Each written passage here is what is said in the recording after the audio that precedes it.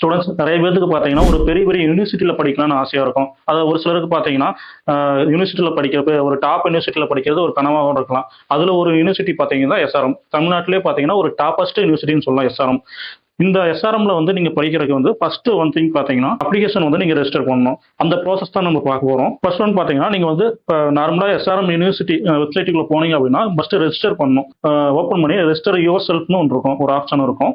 அந்த ஆப்ஷன்ல போனீங்கன்னா, உங்களோட பேசிக் டீட்டெயில் கேட்கும். பேசிக் டீட்டெயில் மீன்ஸ் உங்களோட mobile numbers, email address, parents name இது எல்லாமே கேட்கும். அந்த பேசிக் டீட்டெயில் முடிச்ச உடனே அடுத்த ப்ராசஸ் பார்த்தீங்கன்னா, நீங்க வந்து உங்களுக்கு வந்து இமெயில் வழியா உங்களுக்கு ஒரு லிங்க் வருங்க.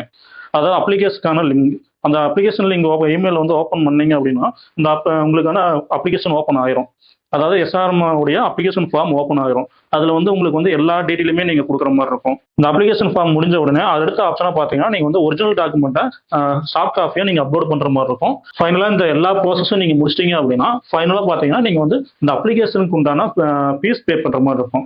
டோட்டலா பே பண்ணி முடிச்ச உடனே அதுக்கு உண்டான அப்ளிகேஷன் ஃபார்ம் உங்களுக்கு வந்து எஸ்ஆர்எம்ல வந்து ரெஜிஸ்டர் ஆயிரும். அதுக்கப்புறம் பாத்தீங்கன்னா நீங்க அந்த எஸ்ஆர்எம்ல ஜாயின் பண்ணிட்டு அதுக்கப்புறம் நீங்க ஏதாவது ஃபீஸ் கட்டணும் அப்படின்னா இந்த ரெஜிஸ்ட்ரேஷனையே நீங்க ஓப்பன் பண்ணிக்கலாம். அதுக்கப்புறம் நீங்க வந்து ஃபீஸ் கட்டுற மாதிரி நீங்க போய் எஸ்ஆர்எம்ல ஜாயின் பண்ணிட்டீங்க.